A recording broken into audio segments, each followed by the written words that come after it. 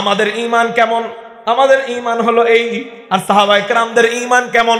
এক সাহাবীর গলার মধ্যে কাফের ছুরি ধরে, ছুরি যখন ধরে আমি আপনি হইলে কি বলি? ভাই মাফ করে দাও, মাফ করে দাও, আমাকে ছেড়ে দাও, আমাকে ছেড়ে দাও। ভাই আমি তোমাদের দলে এসে যাইতেছি, আরে 50 টাকার লোভ দেয়, 50 টাকার 7 আপের লোভ দেয়। সকালবেলার মুসল্লি 50 টাকার লোভে আলেমদের বিরুদ্ধে স্লোগানে চলে যায়। জোহরের সময় নামাজ জামাতের সাথে আদায় করে, মাগার 3টা বাজে মামুন সাহেবের বিরুদ্ধে মিছিল হয়। ওই মিছিলে ওরে দেখা যায়, কি রে চোরা, তুই না মাত্র নামাজ পড়ে বের হইলি, আরে 7 আপ তো অন্তত পাওয়া যাবে। এই সুযোগে ভিতরে ঢুইকা ঈমানকে হারায় ফেলে। কিতালুল উলামা কুফরুন, আলেমদের সাথে লড়াই করা। হাদিসের শব্দ, মুসলিম শরীফের হাদিস, নবীজি হাদিসের মধ্যে বলেন কিতালুল উলামা কুফরুন, ধর্মীয় কোনো কারণে উলামায়ে কেরামদের সাথে লড়াই করা ডাইরেক্ট কুফরি। চিৎকার দিয়ে বলেন নাউযুবিল্লাহ।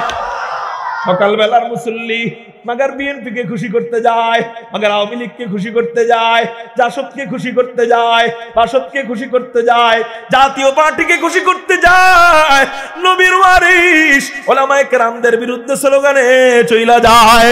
এই হলো আমাদের ঈমানের অবস্থা। আর সাহাবায়ে কেরামদের ঈমান কেমন? গলার মধ্যে ছুরি ধরে, কানবে তো দূরে থাক, কানে ধরবে তো দূরে থাক, মাফ চাইবে তো দূরে থাক, জবান দিয়ে আওয়াজ বের করে তুস্তু রাব্বিল কাবা, কাবার রবের কসম, দ্বীনের জন্য রক্ত দিয়ে কামিয়াব হয়ে গেলাম। কাবার রবের কসম, দ্বীনের জন্য রক্ত দিয়া কামিয়াব হয়ে গেলাম। ওই কাফের মনে মনে কয়, জীবনে কত মানুষকে হত্যা করলাম, হত্যা করার সময় মানুষ আমাদের কাছে মাফ চায়, কিন্তু ও কোনো মাফ চায় না। ও বলে কি, আমি বিজয়ী হয়ে গেলাম, আমি কামিয়াব হয়ে গেলাম। কাহিনী তো বুঝলাম না, হত্যা টত্যা কইরা এই প্রশ্ন যখন ঘুরপাক খায়, অন্য সাহাবীকে জিজ্ঞাসা করে, ভাই তোমাদের এক সাহাবী ভাইকে আমি হত্যা করলাম, ও মারা যাওয়ার সময় আমার কাছে মাফ চাইবে তো দূরে থাক, মারা যাওয়ার সময় বলে ফুস্তু ওয়া রাব্বিল কাবা, ফুস্তু ওয়া রাব্বিল কাবা, কাবার রবের কসম আমি কামিয়াব হয়ে গেলাম। ও বারবার নিজেকে কামিয়াব কেন বলে? ও বারবার নিজেকে বিজয়ী কেন বলে? বুঝলাম না তো কাহিনী। কামিয়াব কাকে বলে? যুদ্ধের মধ্যে যে বেঁচে যায় সেই তো কামিয়াব ও বলতেছে, আর যুদ্ধে যে মারা যায় সেই তো পরাজিত হয়। আপনারা আমাকে বলেন, দুইজন কুস্তি খেলতেছে, কুস্তি খেলার মধ্যে একজন উপরে বসা বুকের উপরে আর একজন নিচে শোয়া, বলেন তো কে বিজয়ী আর কে পরাজিত? যে নিচে সে পরাজিত না যে বিজয়ী সে পরাজিত? যে উপরে বসা সে পরাজিত? কে পরাজিত? যে নিচে থাকে সে পরাজিত। আর বিজয়ী কে? যে উপরে থাকে। ওই কাফের বলে, আমি ওরে হত্যা করলাম, আমি বেঁচে গেলাম, তো আমি বিজয় লাভ করছি, ও পরাজয় মরণ করছে।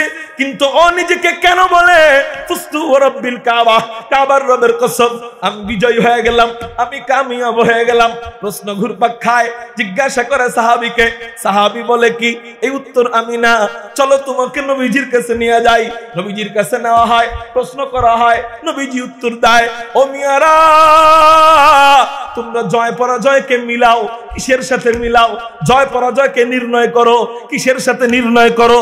যুদ্ধে বেঁচে যাওয়ার সাথে তোমরা জয় পরাজয়কে নির্ণয় করো। যুদ্ধে মারা যাওয়াকে তোমরা পরাজিত মনে করো, যুদ্ধে বেঁচে গেলে তোমরা নিজেদেরকে বিজয় মনে করো। কিন্তু আমরা জয় পরাজয় যুদ্ধের সাথে মিলাই না, আমরা জয় পরাজয় আমাদের মরণের সাথে মিলাই না, আমরা জয় পরাজয় মিলাই ওয়ালা তাহিনু ওয়ালা তাহজানু ওয়া আনতুমুল আলাউন ইন কুনতুম মুমিনিন। আমরা যখন ঈমান নিয়ে থাকি, শেষে আমাদের ঈমানি মওত হয়, তখনই আমরা নিজেদেরকে সত্যিকারের বিজয়ী মনে করি। অতএব মুসলমানদের নামের আগে পরে পরাজিত বলে কোনো শব্দ নাই। আজকে ফিলিস্তিনে আমার মা বোনদেরকে পাখির মতো হত্যা করা হয়, পাখির মতো গুলি করে নির্বিচারে হত্যা করা হয়। ছোট ছোট কচি কাঁচা বাচ্চাদেরকে জান্নাতের মেহমান বানানো হয়। আমি আপনি মনে করি কি আমরা বুঝি হাইরা গেলাম, মুসলমানের অধপতন বুঝি আইসা গেল, এই তো মুসলমান নাস্তানা বুধ হয়ে গেল, এই তো মুসলমান শেষ হয়ে গেল। আমি বলবো না না না, মুসলমানদের নামের আগে পরে পরাজিত বলে কোনো শব্দ নাই। মুসলমান মরে গেলে শহীদ হইয়া জান্নাতে বিজয়ী হয়ে যায়, আর মুসলমান বেঁচে গেলে জান্নাতি পতাকা দুনিয়াতে উড়ায়। আমরা রক্ত দেই, এই রক্ত দেওয়ার মানে এই না আমরা দুর্বল হয়ে গেছি। ইসলাম নামক বৃক্ষের জন্য একটা পানির দরকার। দুনিয়াতে যত বৃক্ষ আছে, পানি যদি না আসে, আকাশ থেকে যদি বৃষ্টি না পড়ে, এই বৃক্ষগুলা মইরা যায়। কিন্তু দুনিয়াতে বৃক্ষের পানির দরকার হইলে ইসলাম নামক বৃক্ষের তো পানির দরকার। ওই পানির নাম কি? ইসলাম নামক বৃক্ষের পানির দরকার মুসলমানদের রক্ত। আল্লাহ পাক রব্বুল আলামিন এই বৃক্ষের জন্য কখনো রক্ত নেন চেচনিয়া থেকে, আল্লাহ কখনো রক্ত নেন বসনিয়া থেকে, আল্লাহ কখনো রক্ত নেন ফিলিস্তিন থেকে, আল্লাহ কখনো রক্ত নেন আফগান থেকে, আল্লাহ কখনো রক্ত নেন দিল্লি থেকে, আল্লাহ কখনো রক্ত নেন মায়ানমার থেকে, আল্লাহ কখনো রক্ত নেন চীন থেকে, আল্লাহ কখনো রক্ত নেন শাপলা চত্বর থেকে। অতএব আমাদেরকে ভয় দেখে লাভ নাই। যদি ইসলামের জন্য রক্ত আবার দিতে হয়, আবার যদি বদর ঘটাইতে হয়, আমরা বদরের প্রান্তর ঘটিয়ে দিব। তারপর মসজিদুল আকসাকে আমরা হেফাজত করে ছাড়ব ইনশাআল্লাহ।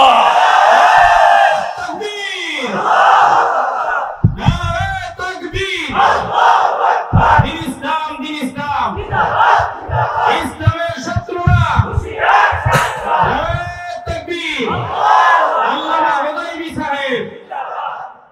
আমি কোন আল্লামা না ভাই। মুহতারাম হাজিরিন,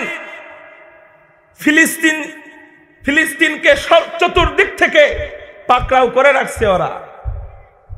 আপনারা আমাকে বলেন, ওই জামানার নমরুদের চেয়ে ওদের শক্তি বেশি? আল্লাহ মশা দিয়ে যদি ধ্বংস করতে পারে, ওই সময়ও ওদের কামান ছিল, ওই সময়ও ওদের রকেট বোম ছিল। ওই সময় রকেট বোম দিয়ে তোরা তো আল্লাহরে মারতে চাস না, ওই সময় রকেট বোম দিয়া নমরুদ আল্লাহরে মারতে চাইছে। নাউজুবিল্লাহ বলেন। তীর একটা মারছে উপরের দিকে, আল্লাহরে হত্যা করবে। নাউজুবিল্লাহ। তো তোদের ক্ষমতার চেয়ে ওদের ক্ষমতা অনেক বেশি ছিল। কিন্তু আল্লাহ পাক রব্বুল আলামিন সাধারণ একটা ল্যাংরা মশা, কি মশা, তাও ভালো কোনো মশা না, ল্যাংরা মশা দিয়ে আল্লাহ শত শত বছর নমরুদকে জুতার বাড়ি যদি দিতে পারে, যারা নাকি ইসলামের দুশ্মনী করে, যারা নাকি আল্লাহ ওয়ালাদের দুশ্মনী করে, যারা নাকি ফিলিস্তিনে মুসলমানদেরকে পাখির মতো হত্যা করে, সময় আসতেছে। নমরুদকে তো দামি জুতা দিয়ে পিটাইছিল, কিন্তু তোদেরকে জনগণ বাথরুমের স্যান্ডেল দিয়ে পিটাবে ইনশাআল্লাহ। ইসরায়েলিদের জন্য একরাশ বাথরুমের স্যান্ডেল উপহার। ইসরায়েলিদের জন্য একরাশ কি? বাথরুমের স্যান্ডেল উপহার।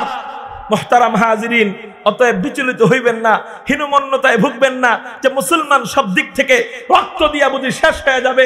আরে এখন তো মুসলমান তাও কোটি কোটি আছে, কিন্তু মক্কা শরীফ যখন আবাবিল পাখি দিয়ে আল্লাহ হেফাজত করছেন, তখন মুসলমান ওই জামানার ওই ধর্মের অনুসারী, ওই সময় যে ধর্ম সত্য ছিল, ওই সত্য ধর্মের অনুসারী কয়েকজন মাত্র ছিল। এর মধ্যে একজন ছিল আমাদের নবীজির চাচা, নবীজির দাদা আব্দুল মুত্তালিব। উনি বলে, মালিক রে, পারলাম না তোমার ঘরকে হেফাজত করতে, নাই আমার কাছে কোনো অস্ত্র, নাই আমার কাছে কোনো সৈন্য, নাই আমার কাছে কোনো তীর, নাই আমার কাছে কোনো কিছু, মালিক তোমার ঘর তুমি হেফাজত কইরো। ওই সময় যে কয়জন মুসলমান ছিল, এখন কি তার চেয়ে কম না বেশি? ওই সময় ছিল কম, তারপরেও আল্লাহ যদি কাবা শরীফকে হেফাজত করতে পারেন, এখন আছে বেশি। এখন কেন বাইতুল্লাহ আল্লাহ পাকের আরেক ঘর, সেই ঘরের নাম মসজিদুল আকসা, সেটাকে কেন হেফাজত করবেন না? কিন্তু আমাদের যেই অস্ত্রের দরকার, সেই অস্ত্র নিয়ে আমাদের আগাইতে হবে। সেই অস্ত্রের নাম হলো ঈমান। সেই অস্ত্রের নাম কি? মুসলমানদের প্রধান অস্ত্র এই ঈমান আজকে বোথা হয়ে গেছে। ঈমান সাহাবায়ে কেরামের মতো থাকতো, ওই যে গলার মধ্যে ছুরি ধরে আর জবান দিয়ে আওয়াজ বের করে, ফুস্তু রব্বিল কাবা, কাবার রবের কসম আমি কামিয়াব হয়ে গেলাম।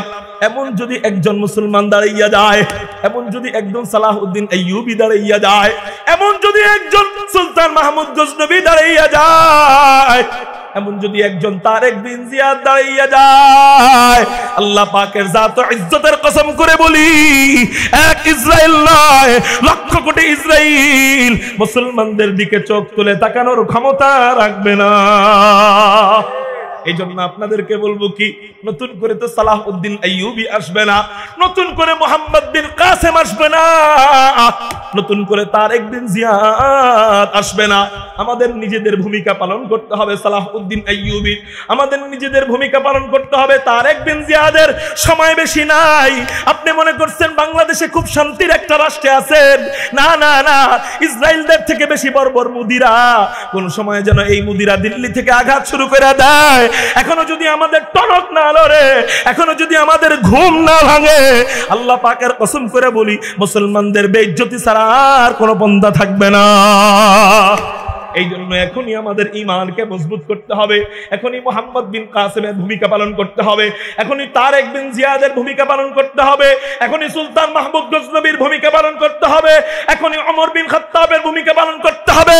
আল্লাহ পাকের জাত ও ইজ্জতের কসম করে বলি, মুসলমান যদি মোহাম্মদ বিন কাসেমের ভূমিকা পালন করে, ওমর বিন খাত্তাবের ভূমিকা পালন করে, এক আমেরিকা নয়, এক দিল্লি নয়, এক মায়ানমার আর এক ইসরায়েল নয়, লক্ষ কোটি ইসরায়েল, লক্ষ কোটি আমেরিকা মুসলমানদের দিক চোখ তুলে তাকানোর ক্ষমতা রাখবে না।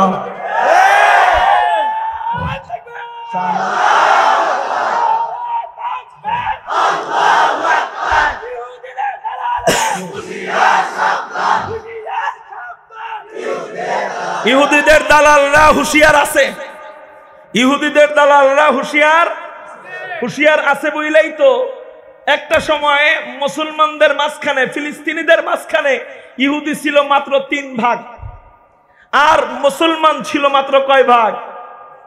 97 ভাগ মুসলমান ছিল। ওই ফিলিস্তিনিদের মাঝখানে ইহুদি ছিল কয় পার্সেন্ট? আর এদিকে 97% কি ছিল? মুসলমান। মাগার হুশিয়ার ইহুদিরা এত বেশি হয়েছে যে এখন আর মুসলমানের ভাগ খুঁজে পাওয়া যায় না, চতুর্দিকে ইসরায়েলিদের কামান ফিট করা। মুসলমানরা যদি আগের থেকে হুশিয়ার থাকতো, মুসলমানরা যদি আগের থেকে তাদের ঈমানি অস্ত্রকে ধার করত, মুসলমানরা যদি তাদের অস্ত্রকে আগের থেকে উঁচু করে রাখতো, আল্লাহ পাকের জাত ও ইজ্জতের কসম করে বলি, এই কাফের আর মুরতাদরা আমাদের সাথে এত সহজে পেরে উঠতো না। কেন পারে? বলে আমরা হলো ঘুমন্ত, তারা হলো হুশিয়ার। স্লোগানটা এমন যে মুসলমানরা, ইসলামের বন্ধুরা হুশিয়ার, সাবধান। আমাদের হুশিয়ার হতে হবে। আমাদের হুশিয়ারের 1 নাম্বার পথ কোনটা? অস্ত্র কোনটা? ঈমানকে ধার করতে হবে। ঈমানকে কাদের মতো ধার করব? আল্লাহ কি বলতেছেন বলেন? ঈমানকে কাদের মতো করব? কামা আমানান নাস। মনে আসেনি ওই সাহাবীর গলার মধ্যে ছুরি ধরে তো নবীজিকে বলে, নবীজি বলেন জয় পরাজয় তোমরা কোন জিনিস দিয়া মাপো? তোমরা মরণ দিয়া জয় পরাজয় মাপো, কিন্তু আমরা জয় পরাজয় মরণ দিয়া মাপি না। আমরা জয় পরাজয় মাপি কি দিয়া? ঈমান দিয়া। আমরা যদি ঈমানি হালাতে বাঁচি আমরা বিজয়ী, আমরা যদি ঈমানি হালাতে মারা যাই আমরা সত্যিকারের বিজয় লাভ করি। ওই সাহাবী বলে, হযরত আমার আর বুঝতে বাকি নাই, আমার তাড়াতাড়ি কালেমা পড়ে মুসলমান বানায়া দেন।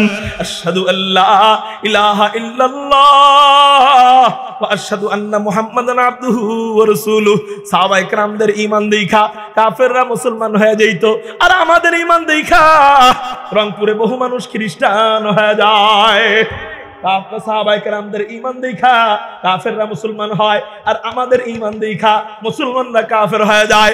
এই জন্যই আল্লাহ বলেন ঈমান আনবা কামা আমানান নাস। সাহাবায়ে কেরামদের মতো ঈমান আনো। কেমন ঈমান ছিল সাহাবীদের? সাঈদ ইবনে মুসাইয়াবকে পিটাইতে পিটাইতে এমন অবস্থা হয়, সাঈদ ইবনে মুসাইয়াবকে যখন পিটায় আঙ্গুল শাহাদাত আঙ্গুলি উপরে উঠাইয়া সাঈদ ইবনে মুসাইয়াব বুঝতেছেন যে এখনই শহীদ হয়ে যাবেন, শাহাদাত আঙ্গুলি উপরে উঠাইয়া বলেন আশহাদু আল্লা ইলাহা ইল্লাল্লাহ ওয়া আশহাদু আন্না মুহাম্মাদান আবদুহু ওয়া রাসূলুহু। মুসাইলামাতুল কাজ্জাব বলে, এই যে হাতটা উপরে উঠাইছে এই হাতটা কর্তন করা হোক। ডান হাত কাটা হয়। এবার বলে অন্তত এখন আমাদের পক্ষে কথা বল, আমি আপনি হইলে কি বলতাম? ডান হাত কাটা হইলে বুঝি আর ইমান দিলের মধ্যে অনেকে রাখতে পারতো? না না না, অন্তত ভিতরে ইমান রাইখা হলেও উপরে কুফরি করা আরম্ভ করতো। বলতো ভাই আমার বাকি হাতগুলা বাকি অঙ্গ প্রত্যঙ্গ কাইটো না, আমি তোমাদের পক্ষে এসে গেলাম, এই কথা বলতো। কিন্তু সাঈদ ইবনে মুসাইয়্যিব বলে এই হাত কাটছস, এই হাত রাখছস কেন? আমি তো এই হাত যখন কাটস তখন আমি ইমানের স্বাদ অনুভব করি। আরে হাত কাটার সময় চিল্লায়, ভিতরে ভিতরে ইমানের স্বাদ অনুভব করে। এটা কেমন করে হয়? বোম্বাই মরিচ চিনেননি আপনারা? বোম্বাই মরিচ খায়, খাওয়ার সময় ঝালে জিহ্বা দিয়ে থুতু বের হয়, ঝালে চোখ দিয়া পানি বের হয়, এই দিক দিয়া ঝালে চিৎকার দেয়, দ্বিতীয় লোকমা বা বোম্বাই মরিচ দিয়া কামড় দেয়। কিরে মরিচ খাওয়ার কারণে না চিৎকার দিতেছো তুমি, মরিচ খাওয়ার কারণে না তুমি দুঃখ বুঝাইতেছো, চেহারা মরিচ খাওয়ার কারণে লাল হয়ে গেছে, তারপরেও আবার খাও কেন? আরে এই কান্নার মধ্যে, এই লাল হওয়ার মধ্যে, এই দুঃখের মধ্যে যে মজা, এই মজা যদি তুমি মরিচ না খাও বুঝবা না। বিষয়টা এমন, ইমানি পাওয়ারের মধ্যে এমন মজা, এই মজা যদি মায়ের একবার না খাও তাহলে বুঝবা না, জেলখানায় একবার না গেলে ইমানি মজা বুঝবা না। মেরে মুহতারাম ভাইও, সাঈদ ইবনে মুসাইয়্যিব বলেন আমি চিল্লাই তো কি হইছে, আমি ইমানের মজা পাইতেছি।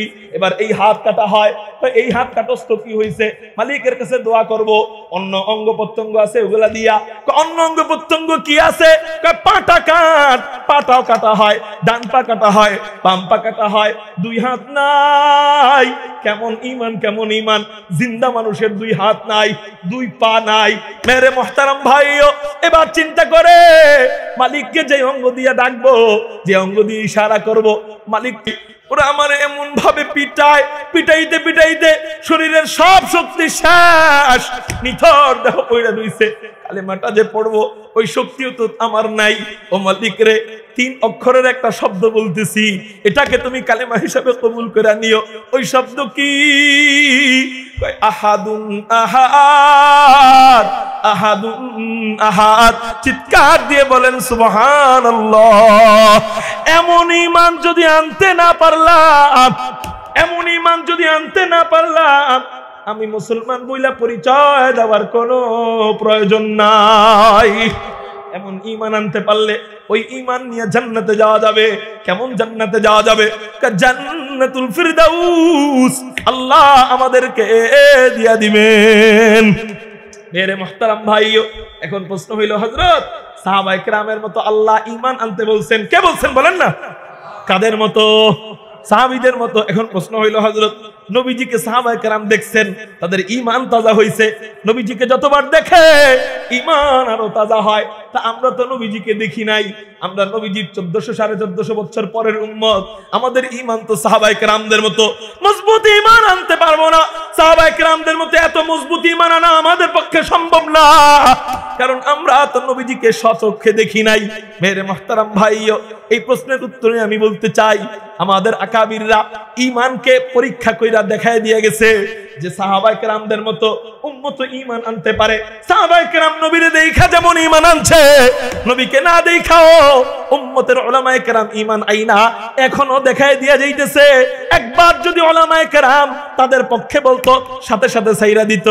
মাগার দেখে কি মনে করে কি আলেমদেরকে জেলে নিয়ে মুখ বুঝি বন্ধ করা গেছে, যখনই জেল থেকে বের করে তখনই দেখে কি অ্যাটম বোমা যেন মুখ দিয়ে বের হয়, আল্লাহু আকবারের ধ্বনি যেন কোনোভাবেই বন্ধ করতে পারে না। মেরে মুহতারাম ভাইও, আমাদের আকাবিররা সাহাবায়ে কেরামদের মতো ঈমান আইনা দেখায় দিয়ে গেছেন। নবীরে না দেখাও ঈমান মজবুত করা যায়। আমাদের বুজুর্গ ছিলেন শেখুল হিন্দ মাহমুদ হাসান দেওবন্দি। তিনি কে? তিনি দারুল উলুম দেওবন্দ মাদ্রাসার প্রথম ছাত্র, দারুল উলুম দেওবন্দ মাদ্রাসার প্রতিষ্ঠাতা কাসিমুল খায়রাত ওয়াল উলুম আসেম নানুতুবি রাহমাতুল্লাহি আলাইহি। দারুল উলুম দেওবন্দ মাদ্রাসার প্রথম উস্তাদ নিয়োগ দেওয়া হয় মোল্লা মাহমুদ রাহমাতুল্লাহি আলাইহি। দারুল উলুম দেওবন্দের প্রথম ছাত্রকে ভর্তি করানো হয়, একাডেমিক শিক্ষা দেওয়া হয় হযরত শেখুল হিন্দ মাহমুদ হাসান দেওবন্দি রাহমাতুল্লাহি আলাইহি, যিনি ইংরেজদের বিরুদ্ধে ব্রিটিশ বিরোধী আন্দোলনের প্রধান রূপকার ছিলেন, যিনি ব্রিটিশদের বিরুদ্ধে ফতোয়া দিয়েছিলেন, যে ব্রিটিশদের বিরুদ্ধে তখন ভারতের যে টাকার মধ্যে ছবি, ওই ইন্দিরা গান্ধী না মহাত্মা গান্ধী ওদের ছবি। ওই সময় মহাত্মা গান্ধীরা কোনো কথা বলতো না ব্রিটিশদের বিরুদ্ধে, তখন 5টা গোলাম ছিল। শেখ মুজিবের আব্বারা তখন জীবিত ছিল, জিয়াউর রহমান সাহেবের দাদারা তখন জীবিত ছিল। কেউ তখন ব্রিটিশদের বিরুদ্ধে কথা বলতে সাহস পাইতো না। তখন ওলামায়ে কেরামকে মাইনাস করে দেশ চালাইবেন, তাই না? ওলামায়ে কেরামকে মাইনাস করলে এই বাংলাদেশও কখনো বাংলাদেশ হইতো না। ওলামায়ে কেরাম সর্বপ্রথম 1857 সালে শামেলের যুদ্ধের ডাক দিয়েছেন। ওই যুদ্ধের সিপাহ সালার ছিলেন আমাদের আব্বা কাসিমুল খৈরাত ওয়াল উলুম, কাসেম নানুতুবি। ওই যুদ্ধের বিচারক ছিলেন রশিদ আহমদ গাঙ্গুহি। ওই যুদ্ধের প্রধান আমির ছিলেন হযরত শাহ হাজী ইমদাদুল্লাহ মুহাজিরে মক্কি। ওই যুদ্ধে যারা জিহাদ করছে শুধু মুসলমানরা জিহাদ করে নাই, হিন্দুরা পর্যন্ত মুসলমানের সাথে যুদ্ধ করছে। 50,000 আলেমকে এই চট্টগ্রাম থেকে মুম্বাই পর্যন্ত একটা রড দিয়েছিল। ব্রিটিশদের কারাগার ভরে গেছিল আলেম দিয়া। ব্রিটিশদের প্রধানকে জানানো হয় আলেম দিয়া তো কারাগার ভরে গেছে, কি করা যায়? এবার ব্রিটিশের প্রধান বলে কি, এই ইসরায়েলরা বর্বরতা করতেছে, এই বর্বরতা আর কি? ব্রিটিশরা আলেমদের উপরে আরো কঠিন ভয়ঙ্কর কাজ করেছিল। ইসরায়েলরা তো মারছে 5, 7, 10 হাজার, কিন্তু ব্রিটিশরা তখন কি করছে? বলে জেলখানায় জায়গা নাই তো কি হয়েছে, গাছ তো আছে। হ্যাঁ গাছ আছে, গাছ দিয়ে কি করবেন? প্রত্যেক গাছের ডালে ডালে ফাঁসির কাষ্ঠ ঝুলাও, আলেমদেরকে ধরো আর মারো, ধরো আর মারো। 50 লক্ষ আলেমকে, 50 লক্ষ তো 50 লক্ষ না, ব্রিটিশ বিরোধী আন্দোলনের আগে শামেলের যুদ্ধের সময় সম্ভবত 50 লক্ষ, একটু কম বেশি হইতে পারে। 50 লক্ষ আলেমকে ও মেরে মুহতারাম ভাইও এই ব্রিটিশরা নির্বিচারে পাখির মতো হত্যা করে, ফাঁসি দিয়া শহীদ করে দেয়। ওলামায়ে কেরাম আমার দেশের জন্য কি করছে? আরে মিয়া করে নাই কোন কারণটা? ওলামায়ে কেরামরা যদি দেশের জন্য রক্ত না ঝরাইতেন, ভারতবর্ষের জন্য, ভারতবর্ষ তখন বাংলাদেশ পাকিস্তান ভারত এক ছিল, তখন আলাদা রাষ্ট্র ছিল না। এই দেশের জন্য যদি রক্ত না ঝরাইতেন, আজকে এই বাংলাদেশ কখনো আলাদাও হইতো না। আর আলাদা না হইলে আলাদা স্বাধীন রাষ্ট্র হিসেবে গণিত হইতো না। এর মুহতারাম ভাইও, আজকে স্বাধীনতার চেতনা পড়ানো হয়, স্কুল কলেজে স্বাধীনতার ইতিহাস বানানো হয়, স্বাধীনতা নিয়ে মুভি বানানো হয়, মगर ওইখানে আলেমের কোনো অবদান তুলে ধরা হয় না। মেরে মুহতারাম ভাইও, ওই স্বাধীন হইতো না যদি আলেমের অবদান সর্বপ্রথম না থাকতো। আল্লাহু আকবার। তো বলতেছিলাম ব্রিটিশদের বিরুদ্ধে ফতোয়া দিয়েছেন হযরত শাহ, নাম যেন কি বললাম, হযরত হাজী ইমদাদুল্লাহ শাইখুল হিন্দ মাহমুদ হাসান দেওবন্দি রহমাতুল্লাহি আলাইহি। ব্রিটিশদের বিরুদ্ধে যখন ফতোয়া দেয়, ইংরেজরা ওয়ারেন্ট জারি করে, এই বুড়াকে গ্রেফতার করো। ওয়ারেন্ট যখন জারি করে হযরত শাইখুল হিন্দ মাহমুদ হাসান দেওবন্দির বিরুদ্ধে, ব্রিটিশরা যখন ওয়ারেন্ট জারি করে, ছাত্র হুসাইন আহমদ মাদানীকে তিনি হলেন হাদিয়ে কুল, ফখরে রাসূল, ইমামুল আম্বিয়া, সাইয়্যিদুল আম্বিয়া, সাইয়্যিদুল খালায়েক, আহমদ মুজদ্দাবা, মুহাম্মদুর রাসূলুল্লাহ সাল্লাল্লাহু আলাইহি ওয়াসাল্লাম। উনার রক্ত যার শরীরে প্রবাহমান, উনার বংশের সন্তান আওলাদে রাসূল সৈয়দ হুসাইন আহমদ মাদানী রাহমাতুল্লাহি আলাইহি। আরেক দিক দিয়ে যদি আমি পরিচয় দেই, আমার উস্তাদে মুহতারাম আল্লামা জাফর আহমদ দামাত বরকাতুহুম মালিবাগ, তার উস্তাদ আল্লামা সাঈদ আহমদ পালনপুরি রহমাতুল্লাহি আলাইহি, তার উস্তাদ আওলাদে রাসূল সৈয়দ হুসাইন আহমদ মাদানী রহমাতুল্লাহি আলাইহি। আলহামদুলিল্লাহ আমরা উনাদের সিলসিলায় ছাত্র, আমাদের রুহানি আব্বা উনারা। ও মেরে মুহতারাম ভাইও, আরেক দিক দিয়ে পরিচয় যদি দেই, আমার আরেকজন বুখারীর উস্তাদ আল্লামা আহমদুল্লাহ ইবনে মধুপুর পীর সাহেব হুজুর, ওনার উস্তাদ আল্লামা আহমদ শফি রহমাতুল্লাহি আলাইহি, ওনার উস্তাদ আওলাদে রাসূল সৈয়দ হুসাইন আহমদ মাদানী রহমাতুল্লাহি আলাইহি। ওই হুসাইন আহমদ মাদানীর কথা বলতেছি। ওই হুসাইন আহমদ মাদানীর বয়স তখন ছিল 12 থেকে 14 বছর। তখন তিনি ছাত্র ছিল, মক্তবের ছাত্র। কিসের ছাত্র বলেন না? মক্তবের ছাত্র। যখন শুনছে উস্তাদকে গ্রেফতার করে নিয়ে যাবে, আপনাদের কি কষ্ট হইতেছে?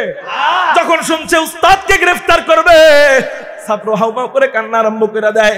উস্তাদকে বলে, উস্তাদ আপনি জেলখানায় যাবেন আর আমি বাড়িতে বসে বসে আঙ্গুল চুষবো, এটা হইতে পারে না। উস্তাদ আপনার সাথে আমিও জেলখানায় যাব।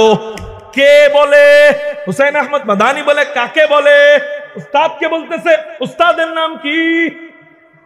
মাহমুদ হাসান দেওবন্দি, যিনি দারুল উলুম দেওবন্দের প্রথম ছাত্র। মাহমুদ হাসান দেওবন্দি বলেন, ও বাবা তুমি জেলখানায় যায় কি করবা? ওরা আমাকে পিটাবে, ওরা আমাকে মারবে, ওরা আমাকে জুলুম অত্যাচার করবে, আমার দিলে তেমন কোনো কষ্ট লাগবে না, বরং আনন্দ লাগবে যে দ্বীনের জন্য আমি রক্ত দিব। কিন্তু বাবা তুমি আমার ছাত্র হইতে পারো, কিন্তু তোমার মাকাম কোথায় জানোনি? তুমি হলে নবীজির বংশধর। তোমার গায়ের মধ্যে যদি ওরা ফুলের টুকা দেয়, আমি মাহমুদুল হাসান দেওবন্দি সহ্য করতে পারবো না। কিন্তু ছাত্র ছিল নাসরবান্দা, কান্না আরম্ভ করে দেয়, উস্তাদ আপনি জেলে যাবেন আর আমি বসে থাকবো। এই তো কওমি মাদ্রাসা ছাত্রদের অবস্থা, যারা উস্তাদকে জীবন দিয়ে মহব্বত করে। উস্তাদের সামনে চোখ গরম তো দূরে থাক, কোন উঁচু আওয়াজেও উস্তাদের সামনে কওমি মাদ্রাসা ছাত্ররা কথা বলে না। এই জন্যই তো তারা ওখান থেকে শিখে মা বাবাকে সম্মান করে, মা বাবাকে বৃদ্ধাশ্রমে রাইখা আসে না। এই জন্যই তো ও মেরে মুহতারাম ভাইও বৃদ্ধাশ্রমে যাইবেন, জিজ্ঞাসা করবেন তোমাদের সন্তান কি? কেউ কেউ বলবে আমার সন্তান ডাক্তার, কেউ বলবে ডক্টর, কেউ বলবে ব্যারিস্টার, কেউ বলবে ইঞ্জিনিয়ার, কেউ বলবে কোটিপতি। আপনি জিজ্ঞাসা করবেন আপনার কোটিপতির বাড়িতে কি কোনা দিয়ে একটু জায়গা হয় নাই আপনার জন্য? তখন দরদর করে চোখের পানি ফেলায় বলবে, না রে বাবা, আমার ছেলের অনেক তলা বিল্ডিং আছে, কিন্তু একটা ঘর আমার জন্য হয় নাই। আমি যদি আমার একটা সন্তানকে হাফেজে কোরআন আলেম বানাইতে পারতাম, খাই যতটুক খাই, যতটুক খাবার আমারে দিতে পারতো আর না পারতো, নিজে খায়া না খায়া হইলেও ওই হাফেজ বাচ্চাটা আমাকে বৃদ্ধাশ্রমে ফেলায় যেত না। যেই ছাত্ররা উস্তাদের সাথে বেয়াদবি করে না, সেই ছাত্র মা বাবার সাথে আবার কেমনে বেয়াদবি করবে? আর তোমরা যে ছাত্র গঠন করো, তোমাদের ছাত্রদের অবস্থা কি? কয়েকদিন আগে এক ভিডিওতে দেখলাম যে নকল করতেছে। নকল করার সময়, পরীক্ষার সময় উস্তাদ যখন দেখবে, মাস্টার সাহেব যখন দেখবে, খাতা নিয়ে যাবে, এটাই স্বাভাবিক। মাস্টার সাহেব খারাপ কোনো আচরণ করে নাই, ওরে পারতো কানে ধরে থাপ্পড় দিয়া হল থেকে বের করে দিতে, এরকম কিছুই করে নাই। খাতাটা শুধু নিয়ে গেছে, ছাত্র যাইয়া উস্তাদকে গালের মধ্যে থাপ্পানো আরম্ভ করছে। এই হলো তোমাদের বান্দরের শিক্ষার ফসল। মাইন্ড করবেন না, কষ্ট নেবেন না। নিজেরা পড়তে পারেন নাই তুই কি হইছে? কেন আপনাদের দিলের মধ্যে আঘাত দেওয়ার চেষ্টা করতেছি জানেননি? নিজেরা ওই বান্দরের শিক্ষা শিখছেন তো কি হইছে? অন্তত সন্তানদেরকে যদি আদবওয়ালা, আখলাকওয়ালা, চরিত্রওয়ালা বানাইতে চান, কওমি মাদ্রাসা ছাড়া কোনো গতি নাই। ইনশাআল্লাহ ওয়াদা দেই, সন্তানদেরকে হোসেন আহমদ মাদানির মতো যদি বানাইতে চাই, আল্লাহর উপর ভরসা কইরা আমাকে ওরা যা কামাই করে দিতে পারে আর না পারে, অন্তত হাসরের ময়দানে তো 10 জনকে হাত ধইরা জান্নাতে ঢুকাই দিতে পারবে ইনশাআল্লাহ। কারা কারা ওয়াদা দিতে রাজি আছেন? আমার প্রত্যেকটা সন্তানকে হাফেজে কোরআন বানাবো। আল্লাহু আকবার বলে হাত উঠান। এই যে হাত উঠায় না, হাত উঠায় না, এত জোর করে উঠাইতে হয় কেন? হাত উঠান, হাত উঠান। মাশাআল্লাহ, দাড়ি রাখছেন, সন্তানটা হাফেজ বানাইবেন, রাজি আছেন তো ইনশাআল্লাহ? মাশাআল্লাহ, একটা হাত যদি কবুল হয়ে যায়, আমি হয়তো এই উসিলায় জান্নাত পেয়ে যাব। ও মেরে মুহতারাম ভাইও, তো বলতেছিলাম উস্তাদের জন্য মহব্বত এমন। আল্লামা আহমদ শফি রহমাতুল্লাহি আলাইহি কিছুদিন আগে, উনি যখন জীবিত ছিলেন, ওনাকে এক বর্বর জালেম শাসক গুলি করার অর্ডার দিছে। ওনার এক ছাত্র আইসা ওই গুলি থামাইছে। চিন্তা করা যায়, ছাত্র আইসা আল্লামা আহমদ শফির গুলি থামায়। সুবহানাল্লাহ। এক জালেম শাসক, ওই জালেমের শাসকের নাম নাইলে নাই বললাম, ওর নাম বইলে আমার মুখকে আমি নাপাক করতে চাই না। ওই জালেম শাসক গুলির অর্ডার দেয়, আহমদ শফি রহমাতুল্লাহি আলাইহির সামনে আইসা ওই ছাত্র গুলি থামায়। নিজের গায়ের মধ্যে ওই গুলি লাগে, উস্তাদকে লাগতে দেয় না। এই ভালোবাসা তো সন্তান বাপের লেগে দেয় না মিয়া, এটা একমাত্র পাওয়া যায় কোথায়? কওমি মাদ্রাসায়। মেরে মুহতারাম ভাইও, তো বলতেছিলাম, তো উস্তাদকে বলতেছি, উস্তাদ আপনি জেলখানায় যাবেন আর আমি আঙ্গুল চুষবো, এটা তো হইতে পারে না। ও মেরে মুহতারাম ভাইও, এবার কিছুদিন পর ওনাকে গ্রেফতার করে নিয়ে যাওয়া হয়।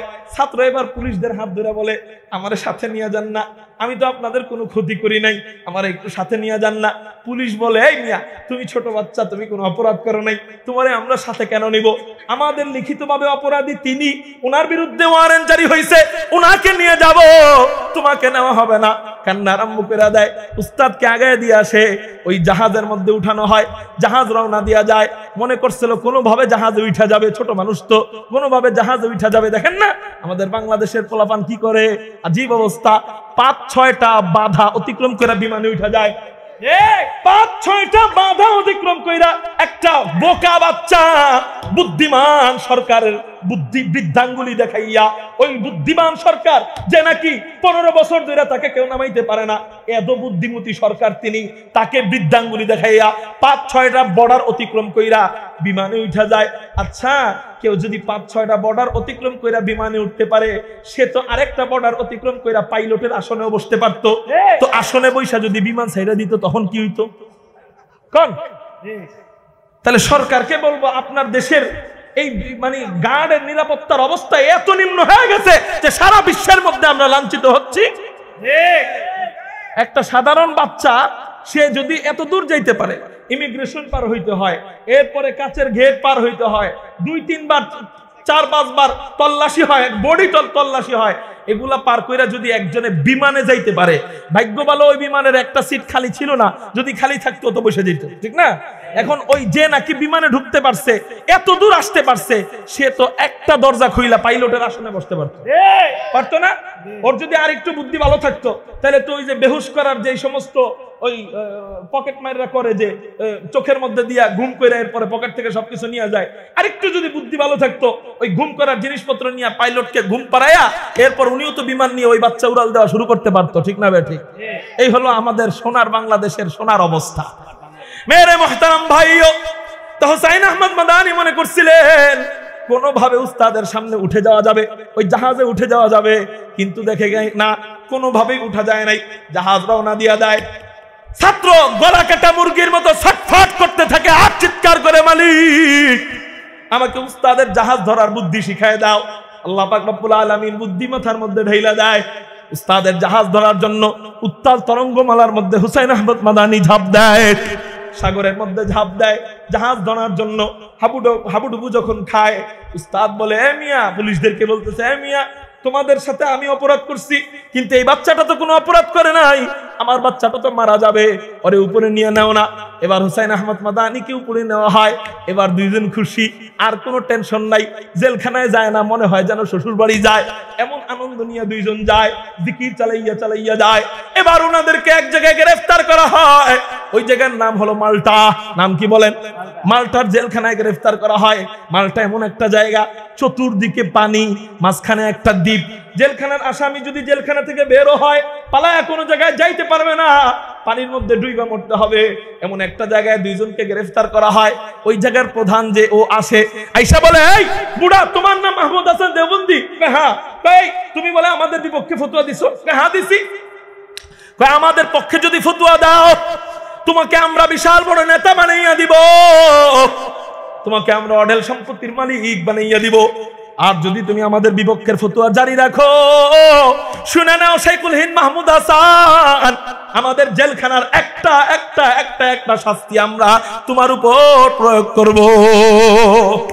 এই কথা যখন বলে, আপনাকে যদি কেউ জেলে নিয়ে বলে আমার জেলখানার এই এই শাস্তি তোমার উপর প্রয়োগ করবো, আপনি ভয় পাবেন না? কিন্তু শাইখুল হিন্দ মাহমুদ হাসান দেওবন্দি হাসি মুখে কি বলে? আলহামদুলিল্লাহ। হাসি মুখে কি বলে বলেন না? আলহামদুলিল্লাহ। ওলামায়ে কেরামদেরকে জেলে নিয়ে মনে করছিল নাস্তানা ভূত করা যাবে, কিন্তু বাইর করে হেরা পড়ে গেছে বিপদে। দেখে সব তলের খবর কয়ে দেয়, সব তলের খবর ফাঁস করে দেয়। ও মেরে মুহতারাম ভাইও, মনে করছিল ইমান দুর্বল হয়ে গেছে, বের করার পর দেখে কি ইমান আরো মজবুত হয়ে বাংলাদেশে আগে যদি থাকতো কোন রকম, এখন দেখে কি বাংলাদেশের সিংহই তারা। মেরে মুহতারাম ভাইও, তো বলতেছিলাম, এবার শাইখুল হিন্দ মাহমুদ হাসান দেওবন্দি বলেন কি আলহামদুলিল্লাহ। ব্রিটিশের ওই জায়গার প্রধান বলে, এই আমি তোমাকে বললাম আমরা একটা একটা শাস্তি তোমাকে দিব, তুমি আলহামদুলিল্লাহ বললা কেন? মনে মনে কয়, আমরা তো তার সন্তান, আমরা তো তাদের আওলাদ, আমরা তো তাদের উত্তরসূরি, যাদের গলার মধ্যে ছুরি ধরা হয় তারা জবান দিয়ে আওয়াজ বের করে, ফুস্তু রব্বিল কাবা, কাবার রবের কসম আমি কামিয়াব হয়ে গেলাম।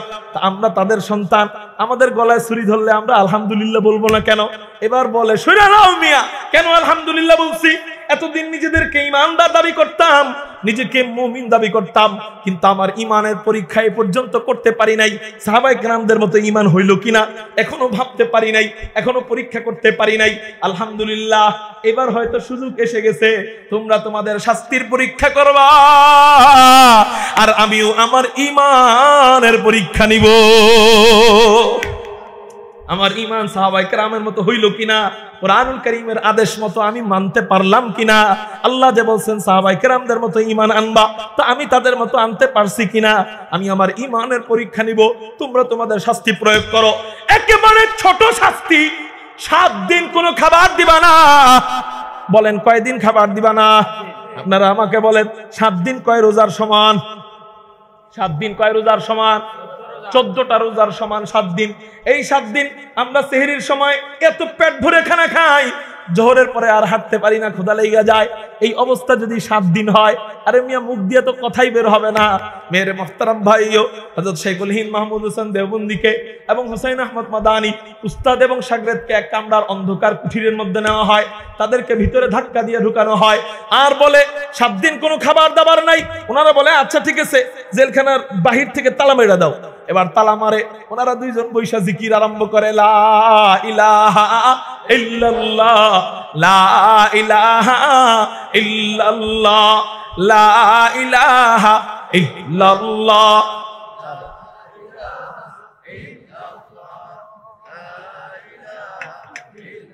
ঠান্ডা হয়ে গেছে। লা ইলাহা ইল্লাল্লাহ,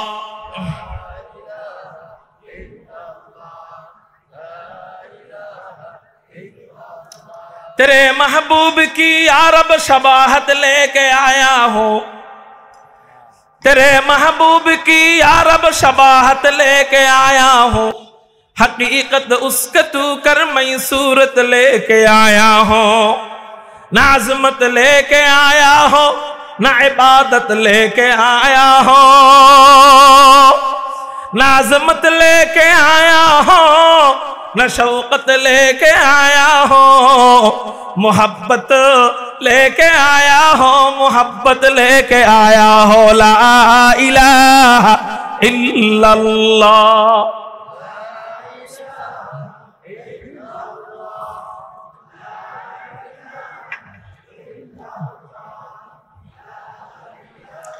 লা ইলাহা ইল্লাল্লাহ মুহাম্মাদুর রাসূলুল্লাহ সাল্লাল্লাহু আলাইহি ওয়াসাল্লাম 7 দিন পর্যন্ত কোনো খাবার দাবার দেয় না। ওরা মনে করছিল দুর্বল হয়ে গেছে। 7 দিন পরে কে দুর্বল না হয়? গেট খোলার পরে দেখে কি, হায় হায়, বুড়ার গুড়া দুর্বল তো হয় নাই, বরং আগে যেমন বৈশা জিকির শুরু করছিল, এখন আরো শক্তি নিয়া রুমের মধ্যে ঘুরে আর হাঁটে আর দৌড়ায় আর মাওলা পাকের নামের জিকির চালাইয়া যায়। এই শক্তি আসলো কোথার থেকে? এই শক্তি কে দিল রে?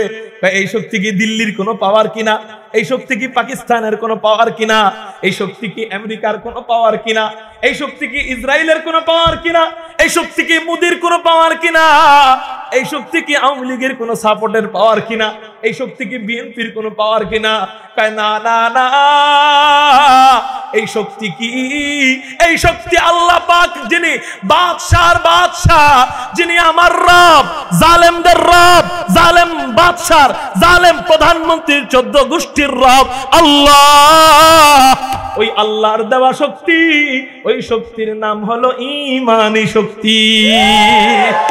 ওই শক্তির বলে পেটের মধ্যে কোনো ক্ষুধা লাগে না, আল্লাহ শক্তি দিয়া দেয়। 7 দিন পরে ঘুষি মারবে তো দূরে থাক, যেন শরীরে এত শক্তি আসছে, উনারা উল্টা তাদেরকে ঘুষি মারতে দৌড় দেয়। ও মেরে মোহতারাম ভাই, ও কয় না রে, বুড়ার মুখ তো খোলা যায় না, আমাদের পক্ষের ফতোয়া তো দেয় না, আরেকটা শাস্তি প্রয়োগ করা হোক। আরেকটা শাস্তি প্রয়োগ করা হয়। হযরত শাইখুল হিন্দ মাহমুদ হোসেন দেওবন্দিকে একটা গোডাউনের মধ্যে নেওয়া হয়। আমি কিন্তু আপনাদেরকে ইতিহাস শুনাইতেছি। কি শুনাইতেছি? ওলামায়ে কেরামদের অবদান জানার দরকার আছে নাকি নাই? আজকে স্কুল কলেজের বইয়ের মধ্যে ওলামায়ে কেরামের অবদান ওরা লেখে নাই, কারণ ওলামায়ে কেরামের অবদান দেশের জন্য ব্রিটিশদের বিরুদ্ধে ওলামায়ে কেরাম কি করছে, স্বাধীনতা আন্দোলনে ওলামায়ে কেরামের ভূমিকা কি ছিল, এগুলা যদি বইয়ের মধ্যে লিখতো ওই আমাদের পাতি নেতাদের রুটি রুজি বন্ধ হয়ে যাইতো, পাবলিক ওলামায়ে কেরামদের পিছনে ছুটা আরম্ভ করত। এই জন্য স্কুল আর কলেজের বইয়ের মধ্যে এই সমস্ত ইতিহাস লেখে নাই। তোদের লেখার কোনো দরকার নাই। আমরা বয়ানে বয়ানে, ময়দানে ময়দানে, দাওয়াত তাবলীগে, হালকায় খানকায় সব জায়গায় ওলামায়ে কেরামের অবদান বয়ান করে করে মানুষের কানের ভিতরে, মাথার ভিতরে ঢুকাই দেব ইনশাআল্লাহ। মেরে মুহতারাম ভাইও, হযরত শাইখুল হিন্দ মাহমুদ হাসান দেওবন্দীকে একটা গোডাউনের মধ্যে নেওয়া হয়, উলঙ্গ করা হয়। আল্লাহু আকবার। উলঙ্গ কইরা রড গরম কইরা লাল বানানো হয়। ওই কামাররা যখন বটি বানায়, বটি বানানোর আগে রডটা কেমন থাকে ওইরকম গরম বানাইয়া লাল বানাইয়া হযরত শাইখুল হিন্দ মাহমুদ হাসান দেওবন্দির কোমরের মধ্যে সেকা দেয়। শাইখুল হিন্দ মাহমুদ হাসান দেওবন্দির নিতম্বের মধ্যে, পিছনের গোশতের মধ্যে সেকা দেয় আর বলে, আমাদের পক্ষে ফতোয়া দে, তোরে বিশাল বড় নেতা বানায় দিব। শাইখুল হিন্দ মাহমুদ হাসান দেওবন্দি হাসে আর কয়, এই এতটুক সেকা দিয়া তুমি আমারে তোমাদের দলে নিয়ে যাইবা, আমার ঈমানকে তোমরা কাইড়া নিয়ে যাইবা। শুনা নাও, ঈমানের মজা এমন ভাবে পাইতেছি, আগে এমন মজা পাই নাই। ঈমানের মজা এমন ভাবে পাইতেছি, শাস্তি তোমরা এই শাস্তি কি কসুর শাস্তি দাও, শাস্তি আমার থেকে শুনা লাও। তোমরা আমারে টুকরা টুকরা করবা, ওই টুকরা একটা একটা টুকরা আগুনে নিক্ষেপ করবা। এরপর আল্লাহ যদি আমাকে আবার হায়াত দেয়, আবারও টুকরা টুকরা করবা, আবার আগুনে নিক্ষেপ করবা, আবারও যদি হায়াত দেয় আবারও এমন করবা। এরকম করতে করতে যদি কিয়ামত হয়ে যায়, আমরা ঈমানের এমন মজা পাইতেছি,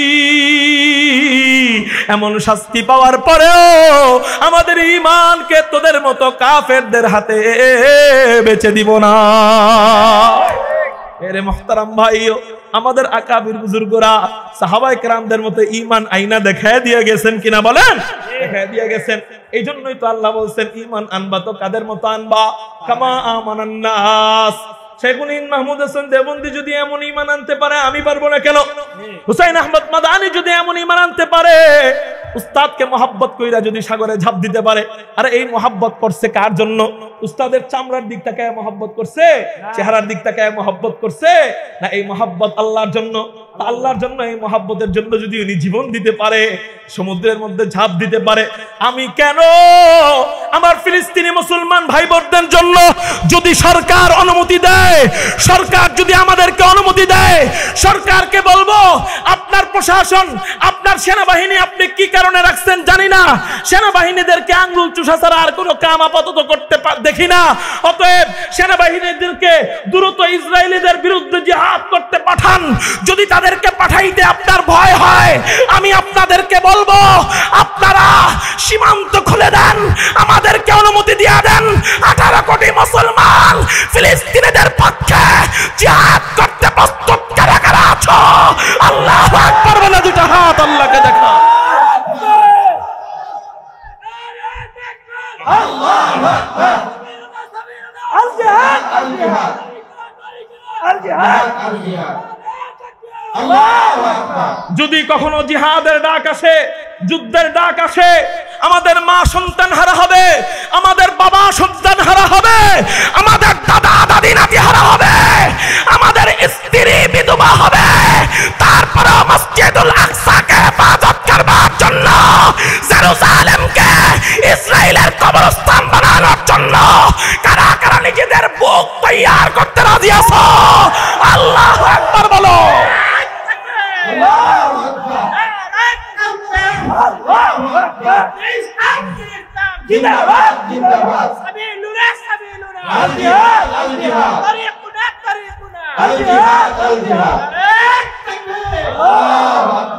আবেগে আবেগে বললেন, আমরা রক্ত দিয়ে দেখিয়ে দিয়েছি আবহমান কাল থেকে যে আমরা সালাউদ্দিন আইয়ুবের সন্তান, আমরা শিয়ালের জাতি নয় যে আমাদেরকে বোম মারা হইলে ইসরায়েলিদের মতো লেজ গুটাইয়া 60,000 প্রথম দিনেই পলায় গেছে। হ্যাঁ, এয়ারপোর্টে প্রথম দিনেই 60,000 ভিড় ধরছে। আমরা ওই জাতি নয়, আমরা সুলতান মাহমুদ গজনবীর জাতি। এই বাইতুল আকসা, মসজিদুল আকসাকে স্বাধীন করেছিল শেষবার যে তার নাম সালাহউদ্দিন আইয়ুবী, আমরা সেই জাতি। অতএব কাদেরকে ভয় দেখাও? রক্ত যারা দিতে চায় তাদেরকে ভয় দেখায়া মসজিদুল আকসা তোমাদের করতে পারবা না ইনশাআল্লাহ। নাসরুম মিনাল্লাহ ওয়া ফাতহুন করিব। আমরা রক্ত দিব, এই রক্ত থেকে আল্লাহ পাক রব্বুল আলামিন ইসলামের শক্তি বাড়ায় দিবেন। কল্লা দিব, এই কল্লা দিয়ে আল্লাহ মসজিদুল আকসাকে একদিন পরিপূর্ণভাবে আযাদ করবেন ইনশাআল্লাহ। আমরা মরতে মরতে যদি, মুসলমান মরতে মরতে যদি সবাই মারাও যাই, তারপরে মসজিদুল আকসাকে আল্লাহ আবাদের বিশ্বাস আবাবিল পাখির মতো হেফাজত করবেন ইনশাআল্লাহ। অতএব হীনমন্যতার কোনো কারণ নাই, ভয় পাওয়ার কোনো কারণ নাই যে মুসলমান মরতে মরতে কইমা যাইতেছে। আরে বেটা, মুসলমান তো বাইতুল্লাহ যখন নিয়ে যাচ্ছিল কাফেররা, তখনের থেকে এখন অনেক বেশি আছে। অতএব টেনশনের কোনো কারণ নাই। রক্ত দেওয়ার সময় আসবে তো রক্ত দিয়ে দিবি, আর কোনো কথা নাই। রাজি আছেন ইনশাআল্লাহ? আল্লাহ তুমি কবুল করো, বলি আমিন। ইন্নাল্লাযীনা আমানু, জান্নাতে যাওয়ার এক নাম্বার পথ কি? ঈমান। কি বলেন? কাদের মতো ঈমান আনতে হবে? এখন আসেন সাহাবায়ে কেরামদের মতো ঈমান আনতে আমরা কিভাবে সক্ষম হব? শেষ 2 মিনিটে কথাটা বলে শেষ করে দিব। সাহাবায়ে কেরাম, না আর চালানো যাইব না, আগামীতে ইনশাআল্লাহ 1.5 ঘন্টার কাছাকাছি হয়ে গেছে। ঈমান সাহাবায়ে কেরামদের মতো আনবো আমরা, চাই না? কিন্তু ওইরকম ঈমান আমরা আনবো কিভাবে? প্রশ্ন। চাইলেই তো সম্ভব না, বললেই তো সম্ভব না। সম্ভব? ওই রকম ঈমান আনবো কিভাবে? ওই ঈমান মজবুত রাখবো কিভাবে? হুজুর আমার ঈমান এমন, আমি মসজিদের প্রথম কাতারের মুসল্লি, মাগার ঘুষ দেখলে আমার হাত চলে যায়, মাগার সুদ দেখলে আমার হাত চলে যায়, চায়ের স্টলে বসলে আমি হুজুরকে বিরুদ্ধে কথা কই, গীবত করি, চগলখড়ি করি, মেয়ে দেখলে চোখ হেফাজত করতে পারি না। হুজুর আমার ঈমান এমন দুর্বল। এমন সাহাবায়ে কেরামদের মতো মজবুত ঈমান আনবো কিভাবে? যে ছুরির সামনে দাঁড়ায়া, বন্দুকের সামনে দাঁড়ায়া, কামানের সামনে দাঁড়ায়া আল্লাহু আকবারের ধ্বনি দিব। আমার এই হাতে হ্যান্ডকাপ, এই হাতে হ্যান্ডকাপ, পিছনে 20 পিস্তল তাক করা, আমি আল্লাহু আকবারের ধ্বনি দিব। এমন ঈমান হুজরত আনবো কিভাবে? প্রশ্ন। উত্তর হলো, ছোট্ট উত্তর, আল্লাহ কোরআনুল কারীমে যেখানেই ঈমানের শব্দ এনেছেন সেখানেই নেক আমলকে হাজির করেছেন। বলেন সেখানে কি হাজির করেছেন? আল্লাযীনা আমানু ওয়া আমিলুস সালিহাত, মান আমিলা সালিহা, নেক আমল, মান আমিলা সালিহাম মিন যাকারিন আও উনসা ওয়া হুয়া মুমিন। ঈমান আছে নি? নেক আমল আছে নি? ইন্নাল্লাযীনা আমানু ওয়া আমিলুস সালিহাত, ঈমান নেক আমল। যেখানে ঈমান সেখানে নেক আমল। কারণ কি? কারণটা হলো আমাদের এই প্রশ্নের উত্তর, হুজুর সাহাবায়ে কেরামদের মতো মজবুত ঈমান আনবো কিভাবে? উত্তর হলো আল্লাহ ঈমানের পাশাপাশি কোরআনের সব জায়গায় নেক আমলকে হাজির করছেন। এই জন্য যে সাহাবায়ে কেরামদের মতো ঈমান যদি মজবুত রাখতে চাও, একটা প্রাচীরের দরকার আছে। ওই প্রাচীর দিয়ে ঈমানকে ধরে রাখতে হবে। ঈমান হলো একটা পিচ্ছিল বস্তুর মতো। কিসের মতো? পিচ্ছিল বস্তু বুঝেন? আচ্ছা, আপনারা পারদ দেখছেন কারা কারা? পারদ, থার্মোমিটারের যে জ্বর মাপার যে থার্মোমিটার, এটার ভিতরে একটা পারদ থাকে। এই মিটারের বাহিরে যখন থাকে তখন এই পারদটা আমাদের হাতের মধ্যে নিয়ন্ত্রিত থাকে না অনিয়ন্ত্রিত থাকে? বুঝে বললেন? বলেন কি বললেন? নিয়ন্ত্রিত থাকে না অনিয়ন্ত্রিত? কারণ আমরা যেভাবে ধরতে চাই ওইভাবে ধরতে পারি না। কিন্তু এটা যখন একটা বডির ভিতরে থাকে, ওই বডির নাম জ্বর মাপার মিটার বা থার্মোমিটার, ওই বডির ভিতরে যখন থাকে ওই অনিয়ন্ত্রিত পারদটা বডির ভিতরে নিয়ন্ত্রিত থাকে না অনিয়ন্ত্রিত থাকে? কেমন নিয়ন্ত্রিত? আপনার জ্বর যদি 98 হয় ওই পারদ 98 পর্যন্তই যায়, বেশি যায় না। আপনার জ্বর যদি 100 হয় 100 পর্যন্তই যাবে, কমবেও না বাড়বেও না। আপনার জ্বর যদি 102 এ যায় 2 পর্যন্তই যাবে, পারদ নিয়ন্ত্রিত থাকবে, কমবেও না বাড়বেও না। এখন আপনি আসেন, ঈমানটা হলো পারদের মতো। এটা পিচ্ছিল বস্তু, ধরে রাখতে চাইলেই ধরা যাবে না। আর নেক আমলটা হলো থার্মোমিটারের বডির মতো। আপনি যখন নামাজ, রোজা, হজ, যাকাত, দাড়ি ঠিক মতো কাজ, আপনি আল্লাহ যে বিধান দিচ্ছেন এগুলা ঠিক মতো মাইনা চলেন, আপনার একটা বডি তৈরি হবে, একটা মিটার তৈরি হবে। এই মিটারের চতুর্দিকে আমল থাকবে, ডাইনে থাকবে নামাজ, বামে থাকবে রোজা, সামনে থাকবে হজ, পিছনে থাকবে যাকাত, উপরে নিচে থাকবে ভালো কাজ, চতুর্দিকে একটা বেষ্টনী দিয়ে রাখবে এই নেক আমল। ইমান মাঝখানে পারতের ভূমিকা পালন করবে, নিয়ন্ত্রিত থাকবে। যখন ইমান যেভাবে প্রয়োগ করতে চান, কখনো নারীর থেকে দূরে চোখ রাখতে চান তো ইমান বলবে চোখ নারীর থেকে দূরে তুই রাখতে সক্ষম।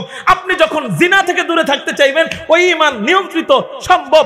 আপনি যখন জিহাদ করতে যাইতে চাইবেন, ওই ইমান আপনাকে জিহাদে নিয়ে যাইবে, ইমান আপনাকে নিয়ে যাইতে সক্ষম। কারণ চতুর্দিকে একটা বেষ্টনী আছে, ওই বেষ্টনীটার নাম হলো নেক আমল। কিন্তু যদি বেষ্টনীটা না থাকে, থার্মোমিটারের উপরের বডিটা, জর্মাপার বডিটা না থাকে, তাহলে পারদ কি হয়ে যায়? অনিয়ন্ত্রিত হয়ে যায়, হাত দিয়ে আর ধরা যায় না। আপনার একটা জিনিস যদি কমতি থাকে, মনে করেন হুজুর নামাজ ঠিক মতো পড়ি, দাড়ি নাই, আবার দাড়ি ঠিক মতো আছে, নামাজ নাই, নামাজ আছে জাকাত নাই, জাকাত আছে ঘুষ খান, সুদ খান, এরকম যদি থাকে, তাহলে আপনার ওই বেষ্টনীটার একটা নিচে থাকবে ফোঁটা, নিচে থাকবে কি ফোঁটা। ওই ভিতরের ইমান নামক যে পিচ্ছিল বস্তুটা, ওই ফোঁটা দিয়ে যে কোনো মুহূর্তে পড়ে যাবে, ইমান হারা হয়ে যাবে। কথাটা বুঝতে পারছেন আমার? তাইলে আমরা যদি সাহাবায়ে কেরামদের মতো ঈমানকে মজবুত রাখতে চাই, আমাদের ওই ঈমানকে ধরে রাখার জন্য একটা প্রাচীর বানাইতে হবে, একটা বডি বানাইতে হবে। ওই বডির নাম, জোরে বলেন, ওই বডির নাম নেক আমল ছাড়া ঈমান সম্ভব। নেক আমল ছাড়া সাহাবায়ে কেরামদের মতো ঈমান আনা সম্ভব। এই নেক আমল করে আমি আমার প্রধান অস্ত্র ঈমানকে ধার করব। আল্লাহ আমাদেরকে ঈমান এবং নেক আমল নিয়ে ওই জান্নাতে যাওয়ার তৌফিক দান করুক। আয়াতের সংক্ষিপ্ত তাফসীর করলাম, ঈমান এবং আমল সংক্ষিপ্তভাবে বুঝাইলাম। এবার নেক আমলের, ঈমান এবং নেক আমলের বদৌলতে আল্লাহ যে কি পুরস্কার দিবে, সেটার নাম হলো জান্নাত। জান্নাত সম্পর্কে যদি আগামী বছর তারা দয়া করে দাওয়াত দেয়, আর আমি যদি আসতে পারি, যদি আমার ডেট খালি থাকে, মনে করায় দিয়েন আগামী বছর ঈমান এবং নেক আমলের পরে আল্লাহ কেমন জান্নাত মিলাইবে, ওই জান্নাত কি দিয়া বানাইছে, ওই জান্নাতের ফল কত বড় হবে, ওই জান্নাতের নারীরা কেমন হবে, কেমন দেখতে সুন্দরী হবে, তাদের লেবাস কেমন থাকবে, তাদের চাহনি কেমন থাকবে, তাদের বয়স কেমন থাকবে, জান্নাতের হুর কতজন হবে, জান্নাতের বিবির অবস্থা কেমন থাকবে, জান্নাতের খাদেমরা কয়জন থাকবে, জান্নাতের জমিন কি দিয়া বানানো, জান্নাতের উপরের ছাদ কি দিয়া বানানো, জান্নাতে আল্লাহর সাথে সাক্ষাতের অবস্থা কেমন হবে, মসজিদ নামক মাঠে বৈশা বৈশা আল্লাহকে দেখার অবস্থা কেমন হবে, জান্নাতের নদী নালা কেমন হবে, জান্নাতের পাহাড় পর্বত কেমন হবে, নবীদের স্টেজ জান্নাতে কত বড় হবে। ইনশাআল্লাহ ঈমান নেক আমল নিয়ে গেলে ওগুলা আল্লাহ দিবে। ওগুলা ওই পুরস্কার সম্পর্কে আগামীতে যদি আল্লাহ বাঁচায় রাখে আলোচনা করব।